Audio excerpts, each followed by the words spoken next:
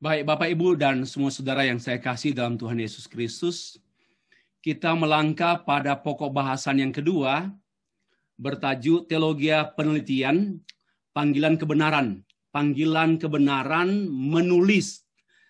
Kebenaran itu memanggil kita untuk menulis dia. Jadi kita tidak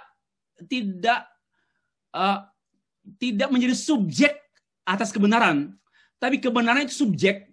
Ia memanggil kita untuk menuliskan kebenaran yang kita pahami, yang kita imani. Ya, kita meneliti kebenaran dan menuliskan apa yang kita teliti. Itulah, dan itu sesungguhnya yang saya sebutkan dengan teologi penelitian. Mungkin Bapak Ibu belum pernah menemukan istilah ini di dunia. Ya, coba cari di Google. Apakah ada tulisan yang namanya teologi penelitian? Dalam bahasa Inggris bisa begini, theological research atau theology of research. Ya, kalau ada, mungkin hanya tulisan-tulisan yang bersifat tulisan singkat, tapi mungkin belum, saya tidak menemukan soalnya yang namanya artikel dalam jurnal atau buku. Ya. Nah, Bapak Ibu yang saya kasih, mari kita perhatikan pokok bahasan ini. Ini pun saya ambil dari buku yang kami tulis, sebagaimana yang terlihat di screen, Teologi Penelitian dan Penelitian Teologis.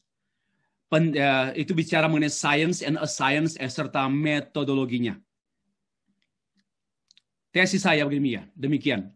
Meneliti dan menulis adalah suatu panggilan Allah. Panggilan dari kebenaran itu sendiri. Bukan karena tuntutan mau tulis tesis, tulis skripsi. Itu oke, tidak salah. Tapi bagi saya itu dangkal. Ya, dangkal. Maka itu banyak orang setelah tulis skripsi, setelah tulis tesis, setelah tulis disertasi, tidak pernah menulis lagi kebenaran. Bahkan bahan khotbahnya pun nggak ditulis. Karena memang dia hanya pada level rendah, yaitu meneliti, menulis karena tuntutan pendidikan. Kalau dia ada dana dari pemerintah, atau saya siapkan 200 juta, kamu teliti tentang gunung itu, kamu teliti tentang kecenderungan masyarakat sana, itu baru meneliti karena ada kepentingan ekonomi. Nah, kalau penelitian itu dipahami sebagai God's calling, maka tidak lagi terjebak pada keperluan sesaat, tetapi pada kebenaran kekal, kepada Allah yang kekal. Nah, penelitian dan penulisan hasil penelitian adalah suatu keharusan, kerinduan, dan kenikmatan.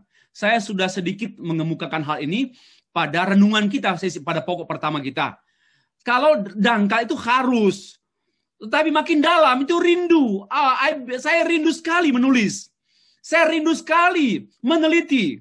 Lalu kemudian sampai tingkat yang paling dalam, saya menikmati sekali Allah. I enjoy God, dan ini tujuan Tuhan. Tujuan Tuhan menciptakan kita yaitu menikmati Allah. We enjoy Him forever and ever. Not only glorify Him, but also we enjoy Him. Kita menikmati Dia. Dan ini harusnya menjadi dasar why, mengapa saya meneliti. Because I want to enjoy the truth. Saya mau menikmati kebenaran. Ya, and selanjutnya. Saya memberi analogi ya. Bapak Ibu kalau makan karena harus itu ya makan pagi, makan pada siang hari, makan pada malam hari. Ini keharusan makan karena jam makan, waktu makan. Ya, kalau Bapak Ibu makan karena harus itu normal, itu biasa saja, dangkal. Tapi kalau makan satu kerinduan, ya kerinduan makan, rindu makan, itu lebih dalam lagi. Ya, bukan hanya karena lapar, bukan hanya karena jam makan, tapi ada satu hasrat mau makan apa, untuk apa? Untuk sehat, makan untuk kuat, makan untuk apa? Ini kerinduan, ya. Kerinduan. Lalu lebih jauh dari itu, makan untuk menikmati, bukan menikmati makanan. Ya, kalau dunia ini ya menikmati makanan, tapi kita menikmati anugerah, kita menikmati kebaikan Allah. Kita menikmati bukan soal nasi, beras, kita menikmati pisang goreng, kita menikmati kue-kue atau menikmati masakan-masakan enak, daging apa, ayam atau dan sebagainya. Itu menikmati kebendaan, tapi kita menikmati sesuatu yang melampaui kebendaan. Kalau kenikmatan kita baru hanya tahap kebendaan, itu kenikmatan anjing. Ya, anjing menikmati loh, makan enak. Sampai ekornya bergoyang-goyang kok. Tapi itu menikmati anjing karena dia enak, makan ini enak. Ya, tetapi kalau menikmati hubungan dengan si pemberi makan, oh itu spesial. Itu spesial. Ya, ini spesial. Jangan ada anjing yang pada waktu diberi makan oleh tuannya, malah tuannya dia gigit karena merasa dia diganggu oleh tuannya saat dia makan. Ini anjing kurang ajar. Ya, ini anjing keharusan. Keharusan dipateno. Tapi juga kalau menikmati itu sebenarnya antara saya pemilik anjing dan memberi makan kepada anjing dan anjing menikmati hubungan dengan si pemberi makan. Ini analogi saya mengenai kebenaran. Kita menikmati kebenaran bukannya kebenaran objektif, tetapi kebenaran subjektif. Subjektifnya bukan pada saya, kepada Allah yang adalah subjek, yang memberikan firman-Nya adalah objek, yang juga sebagai subjek dan kita objek. Ini hal yang bagi saya hal yang semestinya dialami oleh kita. Ini tesis saya. Nah, pernyataan saya. Kecenderungan mahasiswa hanya mempelajari metode penelitian, cara meneliti demi penulisan paper, skripsi, tesis, disertasi. Kurang memberi perhatian pada hakikat penelitian secara filosofis. Karena itu hari ini saya akan membanjiri pikiran kita dengan the philosophical nature, ya, atau philosophical understanding of research. Supaya begini, supaya kita tidak hanya demi skripsi, supaya kita tidak hanya demi tesis, tapi demi perjalanan hidup kita adalah peneliti. Kita ini peneliti seumur hidup. Wherever we are, kita adalah researcher. Kita peneliti. Kita ini peneliti setiap dimanapun. Mau khotbah, mau bicara, semua according to berdasarkan penelitian. Kita ini adalah peneliti. Ya, lebih daripada hanya sekedar memenuhi tuntutan akademis, skripsi, tes, disertasi. Pernyataan yang kedua, meneliti bukan karena semata-mata adanya tugas akhir, adanya masalah yang harus dipecahkan, sebagaimana yang setelah saya kemukakan tadi, sebagaimana kecenderungan para ilmuwan juga, melainkan karena panggilan Allah. Minggu lalu saya sudah mulai gelisah. Saya baru beritahu pada istri saya, minggu lalu saya sampai sekarang gelisah. Itu saya membahas satu artikel yang saya sudah selesaikan. Kemudian ada ide, waktu saya membersihkan gudang buku saya di Geneva Room di bawah, lalu terbesit dalam pikiran saya, dunia ini perlu ada tulisan tentang agama dan setan. Ya, religion and Satan. Bukan santan. Religion and Satan. Satanism. Satan and religion. Saya pikir ini oke lah. Tetapi kemudian saya kembali ke apartemen. Pikiran itu menggelisahkan saya. Kenapa saya terus dikejar dengan topik ini? Satan and religion. Religion and Satan. Setan dan agama. Setan dan agama. Akhirnya saya buka Google. Cari. Oh, menarik. Dan akhirnya saya memutuskan, Tuhan, please give me strength, and also time to research, untuk meneliti hal ini. Ya, saya harap ini bisa menjadi buku tentang harus berpikir besar, Bapak. Tolong tulislah tesis, disertasi, jangan hanya level sekolah minggu maksud saya. Jangan hanya level keluarga. Tulislah topik-topip universal gitu loh. Jangan hanya level SIB. Tulislah topik universal. Malaysia kah? Indonesia, dunia kah? Kebenaran itu juga kebenaran universal. Bukan kebenaran lokal saja. Karena itu saya menantang Bapak Ibu yang mau tulis disertasi, tesis. Tolong tulislah topik-topik yang memang universal, yang tidak akan mungkin ditutup atau berhenti. Dan itu kebenaran kekal yang tidak mungkin berakhir. Maka tesis Bapak Ibu tetap up to date sepanjang masa. Tapi kalau Bapak Ibu tulis topik lokal, hanya tesis, lalu hanya 2 bulan, tahun depan kebenaran di tesis saudara sudah tidak berlaku lagi. Tolong pikirkan kebenaran universal. Ya, ini encouragement saya. Nah, latar belakang. Para ilmuwan abad modern cenderung skeptik dengan teologi dan teolog. Karena mereka berprasangka bahwa teologi itu tidak ilmiah, ya, prejudis mereka ya, tidak ilmiah, tidak dasarkan pada hasil penelitian yang patut.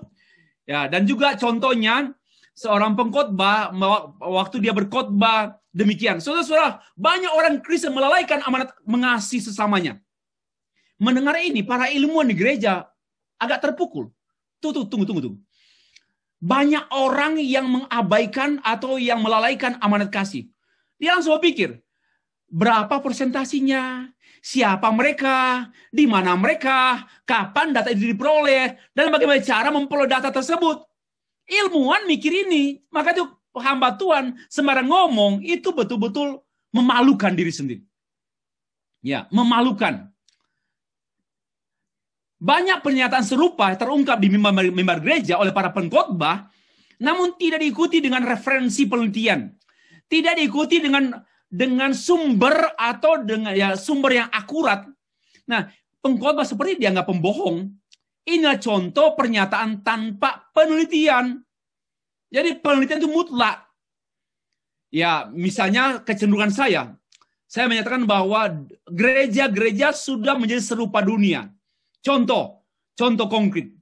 26% pasangan suami istri gereja evangelikal bercerai. Itu contoh konkret. Siapa yang kemukakan itu? Ada 4 tokoh. Sider, John MacArthur, dan Josh Barna. Mereka membuat penelitian di Los Angeles, ada di Josh Barna, dan menyampaikan bahwa 26% pasangan suami istri Kristen itu bercerai. Padahal pasangan suami istri Kristen ini adalah pasangan suami istri Kristen gereja evangelikal. Maka saya memberikan pernyataan, gereja-gereja sekarang sedang menjadi serupa dunia. Contoh-contohnya ada argumentasinya. Ya. Tidak heran ya. Bukan sedikit ilmuwan yang menjadi skeptik dengan kebenaran teologi ya, karena kita sendiri berkhotbah tidak bertanggung jawab. Memang tanpa penelitian atau adalah rekaan atau kebohongan semata-mata. Karena itu sekali lagi penelitian adalah suatu keharusan dan kerinduan, bahkan kenikmatan yang dialami yang sebagaimana yang diamanatkan oleh teologi penelitian sebagai berikut. 1. Allah menciptakan manusia sebagai peneliti dan memfasilitasi adanya penelitian. Bapak Ibu, saya tidak mau jelaskan satu persatu. Tentu begini, Allah itu bukan peneliti. Karena dia adalah omnipoten, omniscience. Dia maha tahu, dia tidak perlu meneliti. Tapi dia menciptakan manusia sebagai makhluk peneliti. Ya, dia menciptakan manusia sebagai makhluk peneliti. Dalam teks yang saya kutip ini dari Grudem, God fully knows himself and all things actual and possible in one simple and eternal act. Jadi Allah bukan peneliti. Karena dia maha tahu, dia juga maha hadir. Ya, God doesn't have size. Dia tidak punya ukuran. Dia maha hadir. Spatial dimension. Dimensi-dimensi ruang. Dan dia adalah hadir pada setiap poin dari setiap tempat di mana keberadaannya hadir. Dan Allah itu bertindak berbeda di setiap tempat. Ini keajaiban Allah kita. Maka dia tidak perlu meneliti. Namun dia menciptakan kita sebagai seorang peneliti. Apa reasonnya? Allah menciptakan manusia sebagai peneliti. Karena manusia diciptakan sebagai makhluk yang diperlengkapi dengan kemampuan untuk mengadakan penelitian. Kenapa? Ada ingin tahu. Allah menciptakan rasa ingin tahu. Anjing nggak punya rasa ingin tahu. Ikan tidak punya rasa ingin tahu. Berpikir, berperasaan, berkehendak. Ya, ini semua selain itu, selain makhluk selain makhluk namanya manusia, tidak ada yang lain seperti itu, apalagi bersekutu dan beribadah. Ya, hanya manusia yang bersekutu dan beribadah. Yang lain hanya kutu. Kutu nggak bersekutu. Ya, yang kedua, Allah menyediakan objek penelitian. Allah tidak hanya menciptakan manusia sebagai peneliti, tapi Allah juga menyediakan objek penelitian. Dia menyatakan diri, revelation, secara general maupun secara spesial, secara khusus. Nah, menciptakan langit dan bumi dan segala isinya sebagai objek penelitian yang menghasilkan pengetahuan alam, sosial, humaniora, dan menyatakan dirinya kepada manusia melalui firman-Nya sebagai objek penelitian khusus, yaitu teologi. Kesimpulannya, penelitian adalah suatu keharusan bagi semua manusia dan khususnya bagi orang percaya. Ini yang namanya teologi penelitian yang saya kemukakan dalam buku saya. Yang kedua, manusia itu sebagai makhluk peneliti. Saya mau tekankan ini. Tadi kan Allah menciptakan manusia sebagai peneliti. Dan secara khusus saya membahas manusia itu adalah makhluk peneliti. Kata serupa dan segambar dengan Allah ini bukanlah dalam bentuk physical form, ya, karena Allah adalah roh, melainkan rupa kebenaran asali yang hidup, yang ada, yang hilang pada waktu manusia jatuh dalam dosa. Dan juga itu menyangkut pengetahuan, kekekalan, natur jiwani manusia. Manusia berpikir, berperasaan, berkehendak, dan manusia itu kekal. Ya, kekal di neraka atau kekal di surga nanti. Tetapi inilah mengungkapkan bahwa manusia itu adalah peneliti.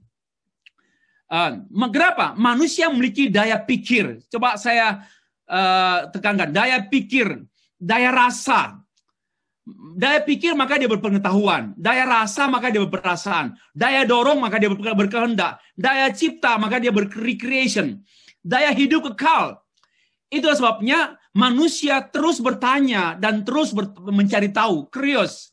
Ya, every person, setiap pribadi memiliki curiosity. Apalagi ingin tahu hal-hal yang abadi. Tidak hanya tahu pisang, tidak hanya tahu pohon. Tapi what is the behind of the pohon pisang itu? Apa yang ada di balik, di belakang, di dalam pisang itu? Itulah yang namanya eternal, yang dikejar-kejar oleh manusia. Apalagi what's it beyond, yang melampaui ciptaan dan sebagainya. Hanya manusia berpikir tentang the ultimate one, kan seperti itu. Nah, lanjut. Manusia berusaha menjawab pertanyaan-pertanyaan yang dilihatnya, dirasakannya, dipikirkannya. Itulah yang membuat penelitian. Ya, manusia itu berusaha menjawab terus apa yang dilihatnya, dan lahirlah namanya teologi natural. Kemudian itu lahirlah teologi ya ini yang kemarin kita tahu pada awal pertengahan, mencoba mencari jawaban tentang hal-hal ilahi, tentang hal-hal adikodrati pada dunia kodrati. Maka muncullah teologi kodrati, teologi alam, ya, yang sangat subur pada abad pertengahan. Sebagai makhluk abadi kekal, manusia ingin tahu mengenai hal-hal abadi. Sekalipun jawaban hal-hal yang abadi tersebut hanya ditemukan di dalam Alkitab saja, tapi manusia mencari lewat pengalaman empiris, dan itu tidak pernah berhenti. Dia mencari lewat ini, lewat alam. Cari tahu hal-hal yang adikodrati. Ya, itu tidak bisa disangkal siapapun dia. Nah, memang pengetahuan ilmiah disyaratkan oleh hal-hal harus objektif, harus rasional, harus empiris, sistematis dan sebagainya. Itu syarat-syarat objektif, ya, syarat-syaratnya. Tetapi juga harus diakui masih ada, listen to me ya, carefully. Masih ada hal-hal yang melampaui objektif, rasional, sistematis, dan juga empiris. Masih ada. Kalau saudara mengatakan tidak ada lagi sesuatu yang melampaui objektivitas, rasionalitas, empiris dan sistematis, maka saudara adalah ateis. Ya. Kita percaya semua orang beragama mengaku ada sesuatu yang beyond, sesuatu yang melampaui, yang tidak bisa dijelaskan secara rasional, tetapi ia ada. Nah, itu hanya ditampung oleh teologi. Hanya dapat ditampung oleh, misalnya, tidak semua objek dapat diukur. Angin tak dapat dilihat, tapi ada. Ya, roh setan ada, tapi nggak bisa dilihat. Dampaknya ada. Ini semua yang tidak mungkin dijangkau oleh penelitian yang digunakan dengan menggunakan tools, scientific methods. Ya, ini ada lagi yang harusnya metode khusus, ya. Yang itu hanya ada pada metode penelitian teologis. Selanjutnya, manusia sebagai gambar dan Allah sebagai pencipta, saya merangkum demikian. Manusia memiliki daya pikir, daya rasa, daya dorong, daya cipta, dan daya hidup kekal. Manusia tidak mungkin nihilisasi, tidak mungkin hilang, tidak mungkin sirna. Manusia tetap kekal, ya, selama-lamanya. Apakah dia nanti percaya Tuhan Yesus dia kekal di sorga, tidak percaya Tuhan Yesus ya dia kekal di neraka. Konklusinya, manusia itu terus bertanya dan mencari tahu. Karena itu manusia meneliti. Oke, lanjut. Manusia sebagai peneliti teologi, ya, tadi meneliti secara umum. Sekarang meneliti secara khusus. Kenapa? Manusia itu makhluk religius, makhluk rasional, dan makhluk relasional. Karena itu manusia terus-menerus beragama, berpikir, dan berkomunikasi. Untuk itu pastilah agama dia teliti, dia pikirkan, dia tuliskan. Kok berpikir pun dan semua. Ini semua manusia, tadi kan umum. Ya, itu untuk menegaskan kesemestiannya penelitian. Tetapi secara khusus penelitian teologi, ya. Kenapa? Karena manusia itu makhluk religius, makhluk rasional, dan makhluk relasional. Oke. Yang ketiga, alasan ketiga. Penelitian suatu keharusan bagi para teolog. Ini, simak baik-baik. Bagi pelayan Tuhan, tidak mungkin tidak meneliti. Tidak meneliti pembohong. Tidak meneliti tidak berkenan pada Tuhan. Tidak meneliti abul nawas. Tidak meneliti tidak layak. Berhentilah, bunuh diri saja. Karena itu seorang hamba Tuhan tidak meneliti. Bagi saya itu sesuatu yang tidak mungkinlah dia manusia. Ya, tidak mungkinlah secara ontologis manusia itu secara umum yang meneliti. Apakah dia menggunakan ilmu penelitian atau tanpa ilmu penelitian, tapi dia meneliti.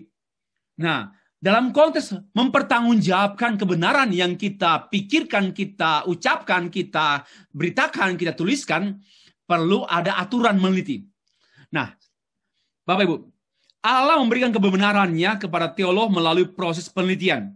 Esra seorang teolog, ahli kitab, berkomitmen untuk mengadakan penelitian. Esra 7 ayat 6-10. Karena memang penelitian tidak bisa dipisahkan dengan panggilan seorang teolog. Ahli teologi ya, teolog yang meneliti. Karena itu biarpun saudara doktor, tapi tidak membuat penelitian, saya mengatakan saudara doktor tumpul. Doktor tak berbuah, doktor tak berarti, hanya hiasan saja. Doktor harus meneliti. Nah, itu nampak pada khotbahnya. Khotbah-khotbahnya itu khotbah penelitian, hasil kajian, bukan asal bunyi. Tulisan-tulisannya pun ada, bisanya minimal 2 lembar saja lah kalau tidak tulis buku. Minimal khotbahnya ditulis. Ya, lalu disebarkan pada jemaat. Paling minim lagi. Buat PowerPoint yang lengkap, lalu berikan pada jemaat. Minimal seperti itulah. Ya. Teolog dipanggil untuk meneliti, menikmati kebenaran, dan memberitakannya. Apabila seorang teolog berhenti mengadakan penelitian, maka sesungguhnya ia telah berhenti berperan sebagai teolog. Hasil penelitian seorang teolog pasti terbaca melalui khotbahnya, pengajarannya, atau jawabannya atas pertanyaan-pertanyaan umat. Karena itu teolog tidak dapat berbicara tanpa data. Data tersebut hanya dapat diperoleh dari proses penelitian. Ya, saya harap ini diberi perhatian. Teolog tidak hanya menjawab pertanyaan-pertanyaan mengenai apa yang dilihatnya, dirasakannya, dipikirkannya, dan apa yang dialaminya, tentang hal-hal yang natural, empiris, apa yang diyakininya mengenai hal-hal yang supernatural juga dari Alkitab. Ya, dengan kata lain, seorang teolog tentunya seorang yang menyukai penelitian hal-hal natural, ya, tentang alam semesta, sosial sekitarnya, tapi juga seperti ekologi, sosiologi, biologi. Jadi seorang teolog, jangan dia hanya tahu teologi, ya, jangan dia hanya tahu Alkitab, dia juga harus belajar dan haus belajar ekologi, belajar sosiologi, belajar biologi, dan sebagainya. Dan juga tentu belajar teologi. Ya, dengan demikian teolog juga pastilah menyukai penelitian secara integratif mengenai hal-hal. Kalau Bapak Ibu simak, saya berusaha, orang bilang ini bukan ilmu saya, bukan bidang saya, tapi belajarlah. Tidak ada bidang yang tidak dapat dipelajari. Kita jangan terjebak dengan kecenderungan, Pak, kan Bapak spesialis perjanjian baru. Kenapa Bapak bicara sistematik? Keliru itu, keliru. Sebenarnya kita dipersempit oleh para teolog barat yang menspesialisasikan kebenaran. Ya, biblical, sistematik, historical, partikel, philosophical. Bagi saya salah. Itu boleh dimengerti, dijelaskan berdasarkan hal-hal itu, tetapi kebenaran itu satu. Kebenaran yang satu itu dilihat secara biblical, teologis, sistematik, praktikal, historis, filosofis. Ya, saya sedang membongkar kebiasaan-kebiasaan yang sudah berurat akar, berabad-abad keliru. Kebenaran itu only one, tapi dia juga komprehensif. Oke ya.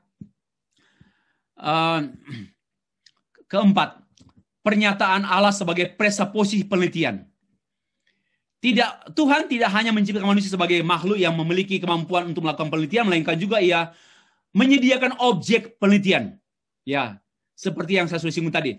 Pernyataan umum ini selain sebagai media penyataan diri Allah pada manusia, juga sebagai media pembelajaran, termasuk media penelitian.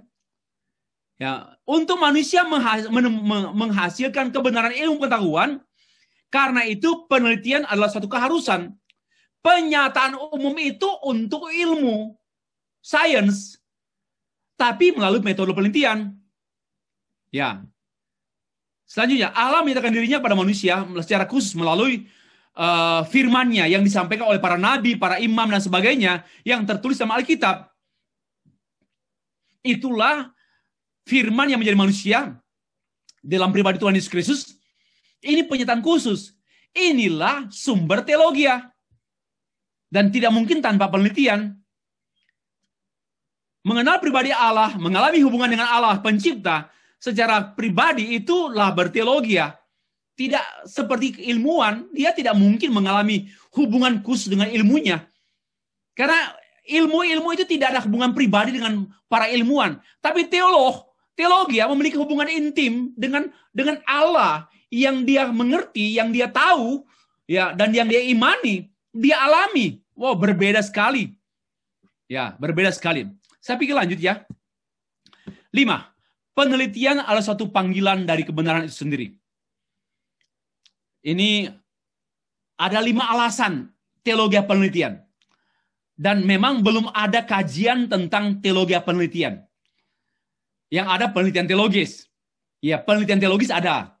Tapi teologi penelitian tidak ada. Atau belum ada.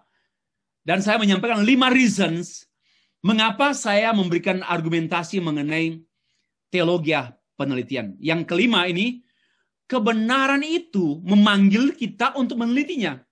Coba perhatikan. Bukan hanya lewat aja ya. Penelitian adalah satu keharusan dan mendesakan secara ontologi kebenaran itu sendiri. Karena kebenaran itu menarik orang pada ilmu, menarik para ilmuwan dan para filsuf untuk datang menemukannya. Ilmu itulah yang menarik kita, apalagi yang namanya firman Allah, yang adalah berkuasa pribadi Allah, yang menarik kita teolog datang kepadanya.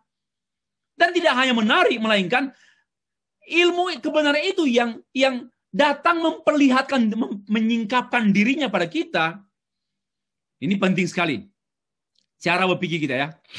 Baik kebenaran ilmu pengetahuan maupun kebenaran filosofis, kedua-duanya menuntut penelitian. Dan penelitiannya bukan karena ekonomi, bukan karena keharusan, tapi karena kebenaran itu adalah daya tarik peneliti.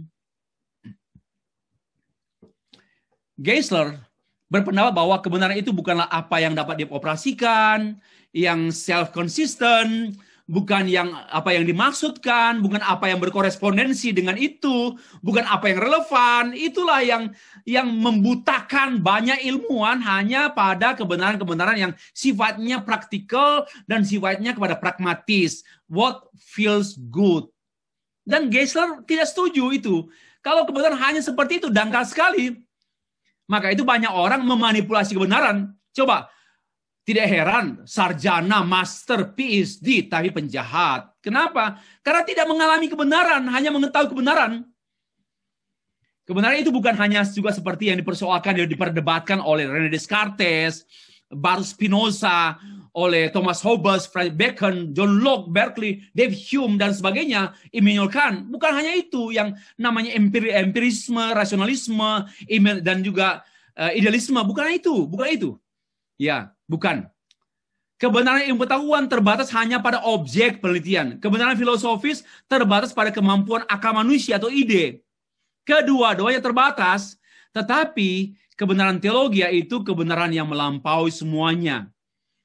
Kebenaran ini saya bilang, dengan tidak menafikan teori kebenaran para ilmuwan, saya tidak buang, tapi saya mau menempatkan dia pada level kedua. Kebenaran epistemologi lebih sempit daripada ginosko dan epiginosko. Namun kebenaran teologis bukan hanya sejauh tes kebenaran di atas, melainkan kebenaran itu sendiri adalah pribadi Tuhan Yesus. Akulah kebenaran. Ya, Yohanes 14 ayat 10. Tuhan Yesus menyebut dirinya, akulah aletheia. Nah, ini penting sekali. Kata kebenaran di sini adalah aletheia, yaitu kebenaran pribadi. Kalau ginosko, pengetahuan. Dan Alkitab menyampaikan dua jenis kebenaran, ginosko dan juga aletheia. Aletheia itu pribadi. Maka di sinilah keajaiban studi teologi yang tidak hanya belajar pengetahuan dan kita berpengetahuan, tapi kita berelasi secara pribadi dengan aletheia, yaitu dengan kebenaran Yesus Kristus. Oke, saya lewat saja. Kebenaran aletheia adalah subjek yang dialami secara subjektif. Karena itu mengenal pribadinya berarti mengenal kebenaran. Mengenal kebenaran berarti mengalami kebenaran, aletheia. Secara subjektif dibenarkan sehingga dapat berpengetahuan dan hidup benar. Ginoskomai. Aletheia dulu, baru dibenarkan dulu aletheia, baru hidup benar, ginosko. Ya, ini pikiran teologi. Yesus sang kebenaran, aletheia telah datang kepada kita dan dia tinggal di antara kita. Dia datang menemukan kita dan dia berkorespondensi dengan kita, dan semua yang tidak berkorespondensi dengan dia tidak mengalami kebenaran, bahkan tidak dapat berteologi, tidak mungkin beraletheia dan berginosko. Kristus sang kebenaran ialah yang menarik orang datang kepadanya.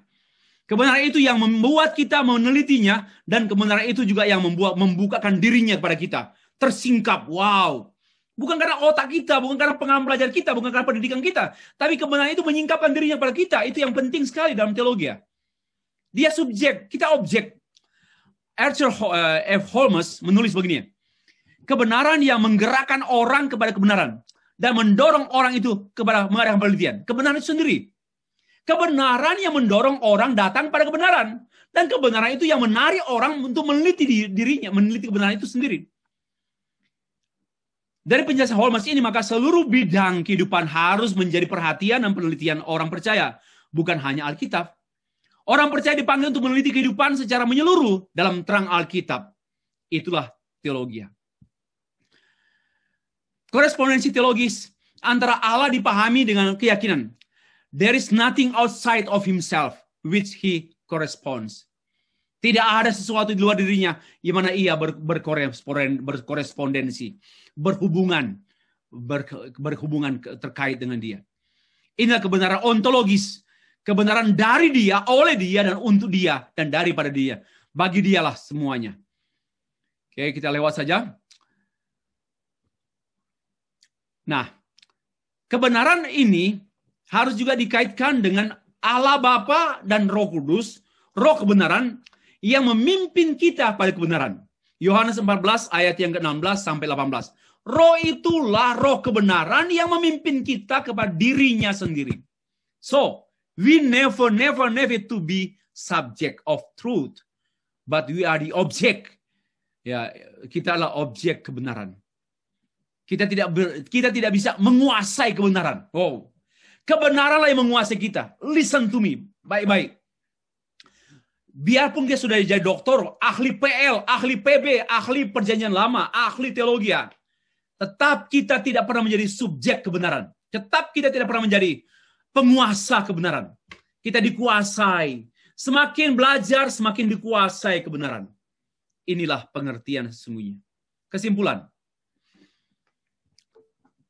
Dari pembahasan tadi, maka ada beberapa kata yang saya ingin tekankan. Bahwa penelitian itu adalah calling kebenaran, passion kebenaran, skill kebenaran, arranging kebenaran, dan juga telling kebenaran, sampai akhirnya kita mengatakan demikian. Tidak mengadakan penelitian adalah tidak berkenan kepada Allah.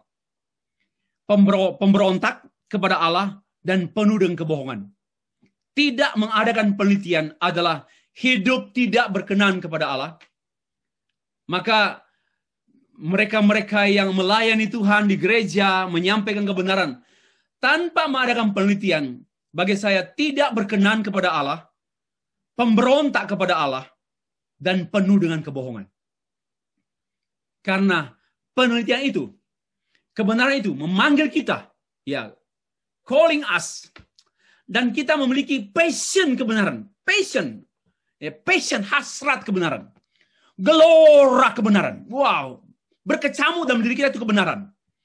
Bukan perut kosong. Tapi kebenaran itu berkecamuk dalam diri kita. Membuat kita tidak tenang.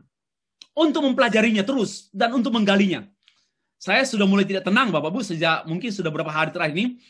4-5 hari ini tentang religion and setan. Agama dan setan. Karena ternyata hobi yang terbesar dari setan itu agama.